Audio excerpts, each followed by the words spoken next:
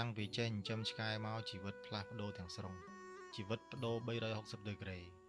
ទៅខេត្តម្ដងហាងបាយឆ្ងាញ់ថ្លៃអីចូលលេងកើតអីពួកគេមកឲ្យឆ្កែចូលអញ្ចឹងសុកចិត្តខ្ចប់បាយពីផ្ទះក្រាកទេលអង្គុយញ៉ាំតាមផ្លូវកាហ្វេ brand ម៉ាស៊ីនត្រជាក់អីអង្គុយលេងកើតឥឡូវសុកចិត្តផឹកកាហ្វេកញ្ចប់តាមផ្លូវណាគេឲ្យឆ្កែចូល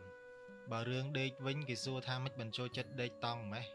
មិនចូលចិត្តដេកតង់ប្រហែលទេគ្រាន់តែអូតាថ្លៃល្អមានអាងទឹកអីគេមកឲ្យចូលណាគេឲ្យចូលបើយើងយកឆ្កែតាមហើយបើនិយាយរឿងឈឺវិញឯងតាប៉ារ៉ាមិនហ៊ានទិញលេបផងវាឈឺម្ដង50រៀល60រៀល70រៀលហើយបើចិត្តវិញធ្ងន់ជាងមុនរាល់ដងម៉ូតូឡាននេះបើគេខ្ចីតែឆ្កូតកលិតតិចតួចហ្នឹងខឹងមួម៉ៅស្ដីឲ្យគេឥឡូវកែបម៉ូតូក៏លហែកពូកឡានក៏លហែកដោយសារកញ្ចក់ជើងវា